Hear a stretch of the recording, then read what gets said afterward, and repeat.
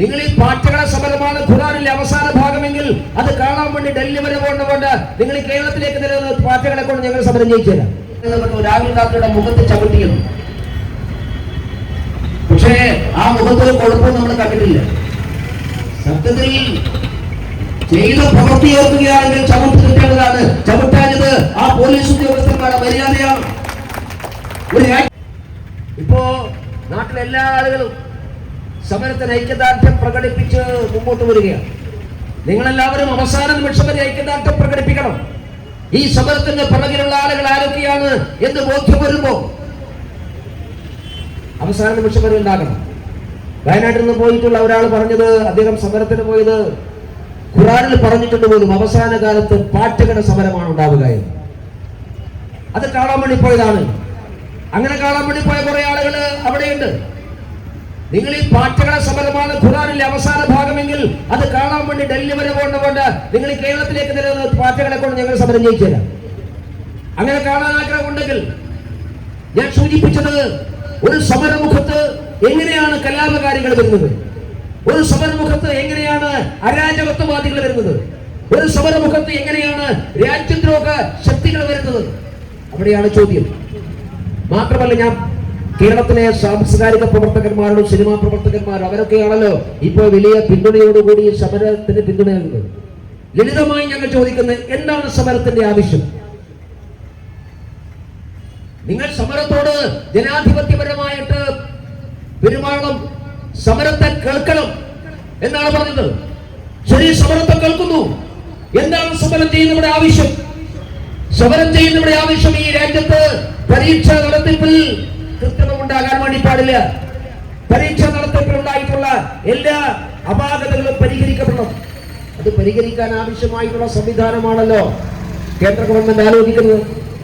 ഈ പാർലമെന്റ് സമ്മേളനം ആരംഭിക്കുന്നതിന് മുമ്പേ തന്നെ കേന്ദ്ര ഗവൺമെന്റ് പറഞ്ഞു, ഈ നടപ്പ് സമ്മേളനത്തിൽ രാജ്യത്തിലെ എല്ലാ പരീക്ഷാ സംവിധാനങ്ങളും കുറ്റമറ്റ രീതിയിലാക്കാൻ, അത് നീറ്റ് ഉൾപ്പെടെയുള്ള എല്ലാ പരീക്ഷകളും കുറ്റമറ്റ രീതിയിലാക്കാൻ, പരീക്ഷാ സമ്പ്രദായത്തിന്റെ വിശ്വാസം തകർക്കാൻ, ചോദ്യപേപ്പർ ചോർച്ചകൾ ഭാവിയിൽ ഉണ്ടാകാതിരിക്കാൻ വേണ്ടി പരീക്ഷാ സംവിധാനത്തെയും വിദ്യാഭ്യാസ മേഖലയും ആകെ പരിഷ്കരിക്കാൻ ആവശ്യമായ ഒരു ബിൽ ഈ നടപ്പു സമ്മേളനത്തിൽ കൊണ്ടുവരാൻ കേന്ദ്ര ഗവൺമെന്റ് ആഗ്രഹിക്കുന്നു എന്ന് നേരത്തെ കേന്ദ്ര സർക്കാർ പറഞ്ഞിട്ടുണ്ടല്ലോ.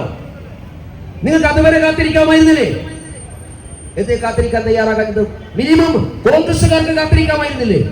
കാത്തിരുന്നില്ലല്ലോ. ഇനി നീറ്റ് പരീക്ഷയിലെ ചോദ്യപേപ്പർ ചോർച്ചയാണെങ്കിൽ, അങ്ങനെ ചോദ്യപേപ്പർ ചോർന്നത് കൊണ്ടാണല്ലോ ആ പരീക്ഷ ക്യാൻസലായത്.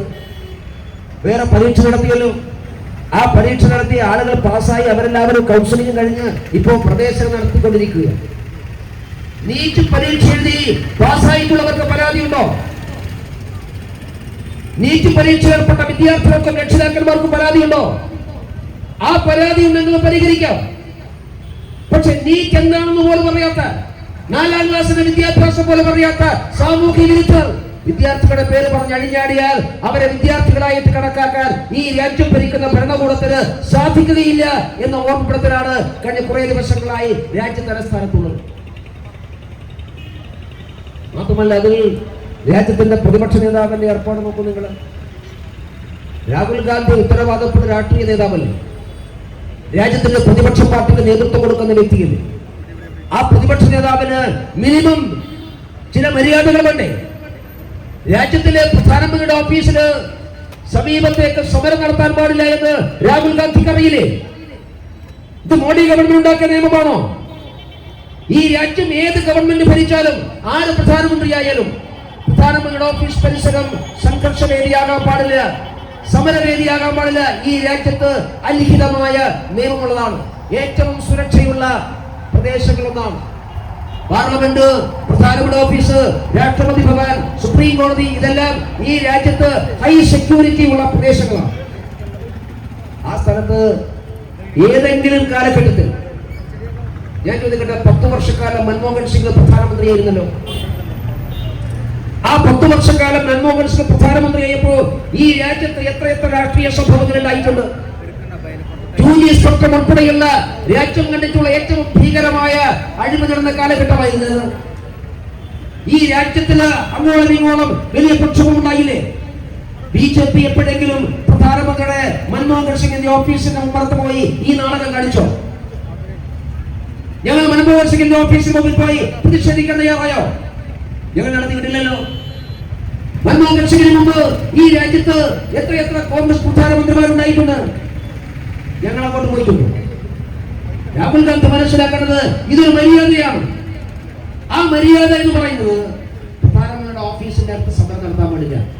നിങ്ങൾക്കുള്ള ഇമ്മ്യൂണിറ്റി ഉപയോഗിച്ചാണ് പോയത്. MP-മാരായിട്ടുള്ള ആളുകൾ, പ്രതിപക്ഷ നേതാവ്, ഇവരെല്ലാവരും പ്രധാനമന്ത്രിയുടെ ഓഫീസിലേക്കും പരിസരത്തേക്ക് പോകുമ്പോൾ സാധാരണ സെക്യൂരിറ്റി ജീവനക്കാർ തടയാറില്ല. അത് നിങ്ങളുടെ ഇമ്മ്യൂണിറ്റിയാണ്. ആ മര്യാദ സെക്യൂരിറ്റി ഉദ്യോഗസ്ഥന്മാർ കാണിക്കുമ്പോൾ തിരിച്ചും കാണിക്കാൻ തയ്യാറാകണം. ഇത് ഉറുപ്പുമില്ലാതെ കേരളത്തിലെ മാധ്യമങ്ങൾ പറയാണ് ഇത് മിന്നൽ സമരമാണ്. അങ്ങനെയാണ് കേരളത്തിലെ മാധ്യമങ്ങൾ വിശേഷിപ്പിച്ചത്.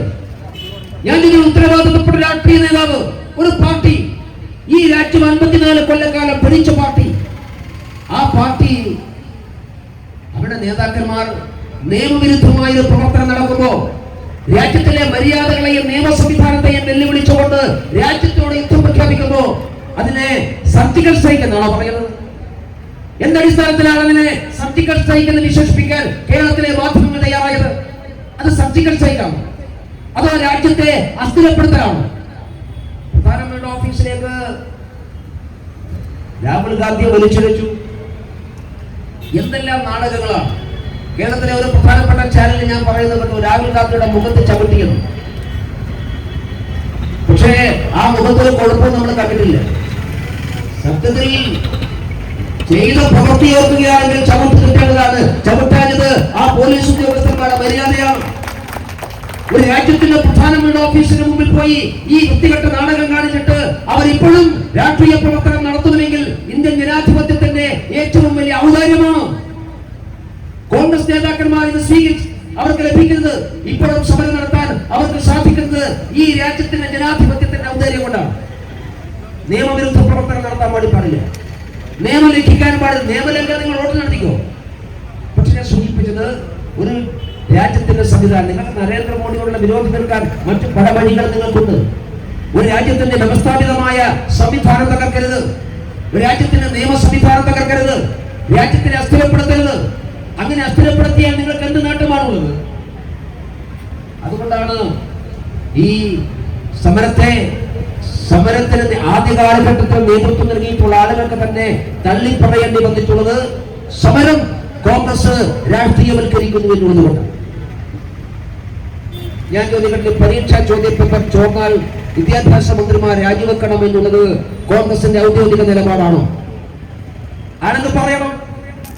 അങ്ങനെയാണെങ്കിൽ രാജിവെക്കേണ്ട ഒരുപാട് ആളുകളുണ്ട്. മുൻകാല പ്രാബല്യത്തോടു കൂടിയൊക്കെ നടപ്പിലാക്കേണ്ടി വരും.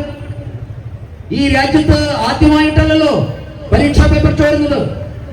അങ്ങനെ വിശ്വാസമുണ്ട് ആർക്കെങ്കിലും? കഴിഞ്ഞ കുറെ വർഷങ്ങളായി പരീക്ഷാ പേപ്പർ ചോർന്നുകൊണ്ടേയിരിക്കുകയാണ്. ആ സംവിധാനത്തിൽ മാറ്റമുണ്ടാക്കണമെന്ന് ഞങ്ങൾക്ക് അഭിപ്രായ വ്യത്യാസമൊന്നുമില്ല. അതുകൊണ്ടാണ് ഈ പ്രാവശ്യം പരീക്ഷാ പേപ്പർ, ആദ്യത്തെ നീറ്റ് പരീക്ഷയുടെ ചോദ്യപേപ്പർ ചോർന്നു എന്ന് മനസ്സിലാക്കിയപ്പോ രണ്ടാമത്തെ പ്രാവശ്യം പരീക്ഷ നിശ്ചയിച്ചപ്പോ ആ പരീക്ഷ നടത്തിപ്പ് ഈ രാജ്യത്തിലെ സുരക്ഷാ ഏജൻസികളെ ഏൽപ്പിച്ചത് നരേന്ദ്രമോദി ഗവൺമെന്റാണ്. ഈ രാജ്യത്തിന്റെ ചരിത്രത്തിൽ ആദ്യമായിട്ടാണ് ഒരു പരീക്ഷ, ഒരു പൊതു പരീക്ഷക്ക് രാജ്യത്തിലെ അർദ്ധസൈനിക വിഭാഗം നേതൃത്വം കൊടുക്കുന്നത്. പരീക്ഷകളുടെ എല്ലാ പരീക്ഷാ ഹോളിന്റെയും മുമ്പിൽ കാവൽ നിന്നത് നാട്ടിലെ പോലീസുകാരല്ല, CSFകാരാണ്.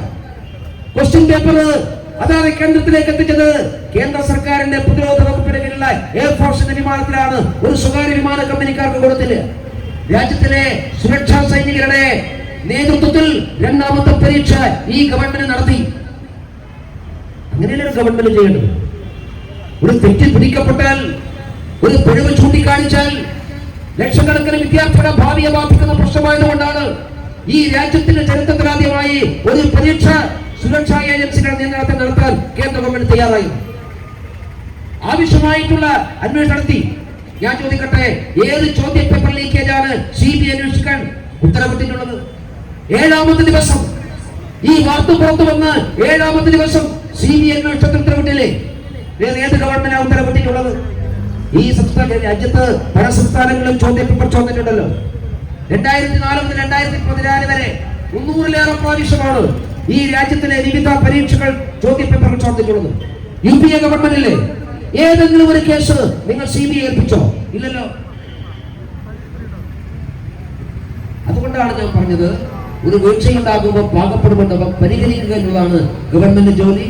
ആ ജോലി നന്നായി ചെയ്യുന്നു. അതിന്റെ പേരിൽ മറ്റൊന്നും കിട്ടാത്തത് കൊണ്ട് ഈ നീറ്റിന്റെ പേര് പറഞ്ഞ് പാവപ്പെട്ട കുറെ വിദ്യാർത്ഥികളെ തെരുവിലിറക്കി അവരെ മുൻനിർത്തിക്കൊണ്ട് സമരാഭാസം നടത്തി രാജ്യത്തെ അസ്ഥിരമാക്കുക എന്നുള്ളത് അത് ശരിയല്ല.